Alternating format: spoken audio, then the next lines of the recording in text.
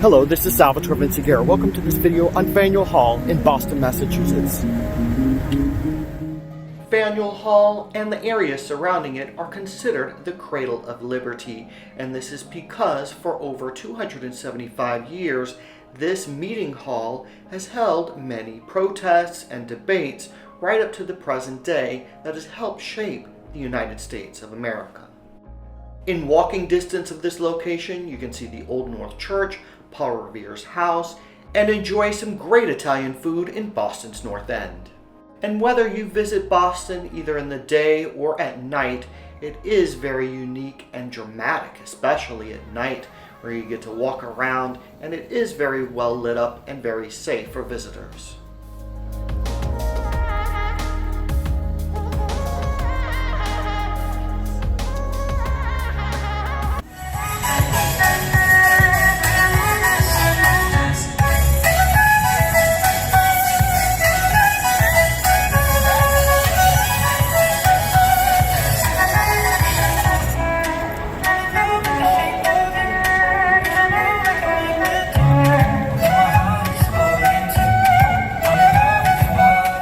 Certainly the atmosphere is very entertaining, as there are a lot of live musicians, whether it be day or night, in front of Quincy Market and in the shopping areas.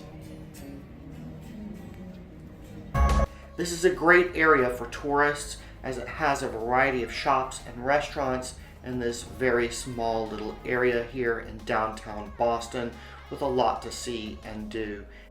And all of this is in a very close proximity to Faneuil Hall, the State House, and many other museums and tourist attractions in downtown Boston. There's a lot to see inside of Faneuil Hall, so I would highly suggest that you break up your tour maybe into two different parts. For example, on this particular evening, I was able to get into the bottom half of Faneuil Hall and see the inside of the first floor, which has the National Park Service and a museum of all of these different artifacts inside of here, as well as the Great Hall, which is located on the second floor. Now, I had to come back on a different day in order to really enjoy the fourth floor, which is one of my favorite floors, and that houses the Honorable Artillery Company's museum that houses a lot of military memorabilia from many different ages throughout Boston's history. And I really do enjoy, they even have some musical instruments there that they have collected that are sitting in some cases, and you'll have the opportunity to see that later in this video. Originally, this first floor would have been a marketplace, but instead the National Park Service has turned it into a museum, and more specifically, this is an example of a printing press that Paul Revere would have used during his era, and he's known for doing a lot of printing during the time of the American Revolution. And the print that you're about to see was actually stolen or plagiarized from Henry Pelham, meaning Paul Revere took this print, changed it up a little bit, and then posted it in the newspaper, and it was supposed to represent what happened at the Boston Massacre, which actually took place a few feet away from Faneuil Hall, right in front of the State House.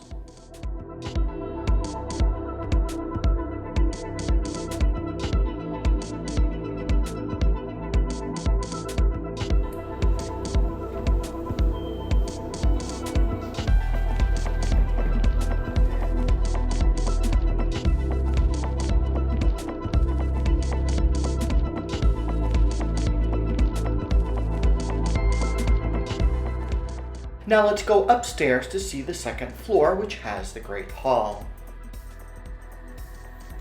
Faneuil Hall is named after Peter Faneuil, and he is the person that paid for the construction and donated this building to the city of Boston in 1740.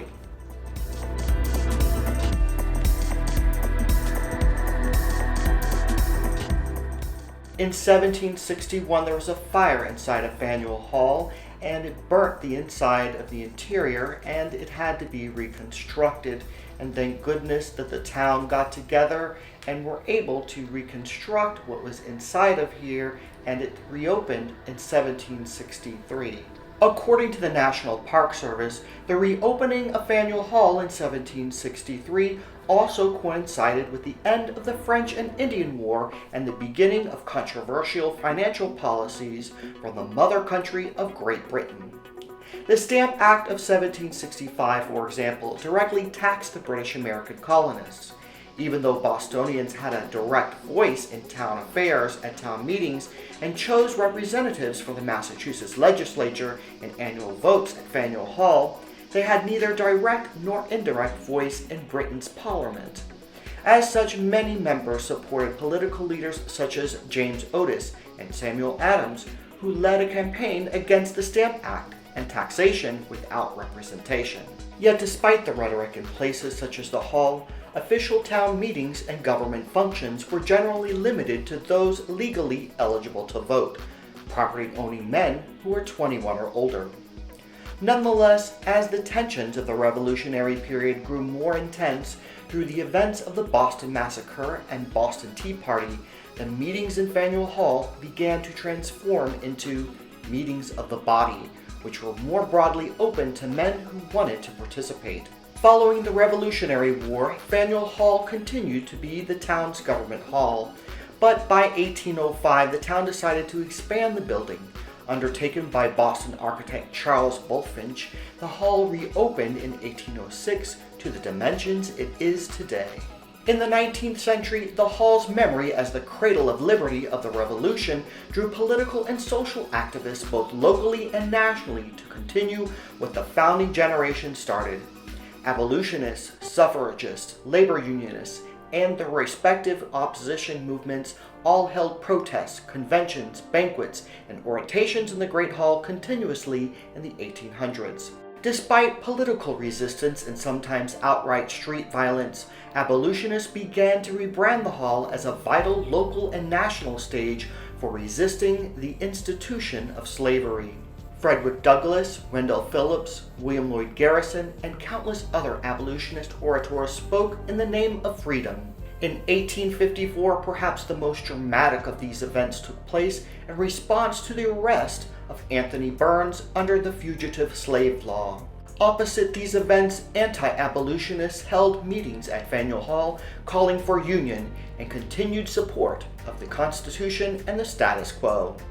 One such speaker was Jefferson Davis at the invitation of the Democratic Party of Boston. Following the Civil War, suffragists led by women such as Lucy Stone protested the centennial of the Boston Tea Party as continued taxation without representation. Other meetings of a wide variety continued through this period. Organized labor unions, immigrant groups, and other political organizations such as the Anti-Imperialist League relied on the hall to continue the ongoing American Revolution to its second century. In the 20th century, activism continued, ranging from John F. Kennedy's final 1960 presidential campaign speech on national television to civil rights activism, anti-war protests, and much more. To this day, the hall remains a continuously used meeting place for political and civic events. Now let's go to the attic of Faneuil Hall, located on the 4th floor.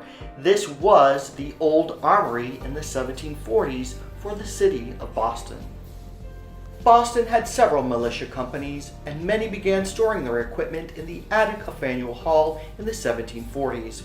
When the hall was expanded in 1806, offices and a large assembly room on the top floor were specifically designed to permit the militia companies to continue to organize, meet, and drill.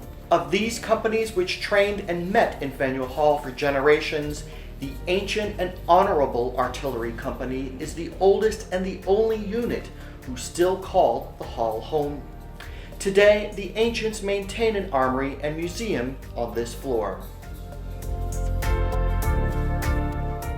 Keep in mind that all of the museums inside of Faneuil Hall are free of charge, but they're open at different times. The first and second floor are run by the National Park Service, but this particular museum is run by the Ancient Artillery Company. So make sure that you look at the websites in my description box below of this video, so that way you can see the times that each museum is open, so that way you can schedule it into your day as you're touring the city of Boston. To me, as a music educator, I especially appreciate looking at these ancient drums and bugles and trumpets, and also the artwork that is inside of the museum. If you look very carefully, the company commissioned 5 Boston artists to do 13 historical paintings of Massachusetts significance, and they still hang on the walls of this armory. The Ancient and Honorable Artillery Company of Massachusetts is the oldest chartered military organization in the Western Hemisphere. On display in the museum are military artifacts, weaponry, uniforms, medals, and gifts to the company. Items span all conflicts from the Revolution to the battlefields of Desert Storm. A special display houses items from the Honorable Artillery Company of London. You will also notice items from the Swiss Guard. Special collections present the personal stories and materials for scholarship and research. Display cases show the uniform and Congressional Medal of Honor of Major George Maynard, one of many recipients who have been a part of the company. Also on display is an exhibit of President John F. Kennedy with the company roster open to show his signature and a photograph of the president-elect being interviewed by CBS. At the far end of the armory are a very special set of stairs, the Stairway of the Constitution, on which there are 13 risers with brass plaques and flags from the original signatory states. Again, don't forget to look at the walls. This historical painting is of the USS Constitution destroying the HMS Guerrier during the War of 1812. Please don't forget to check out one of my special videos of a virtual tour of the USS Constitution in Boston Harbor. I'll put that link in the description box below. This is Salvatore Vinciguerra. Thank you for watching this video on Faneuil Hall in Boston, Massachusetts. If you like this video, please like it, subscribe to this channel, and have a great day. Thank you.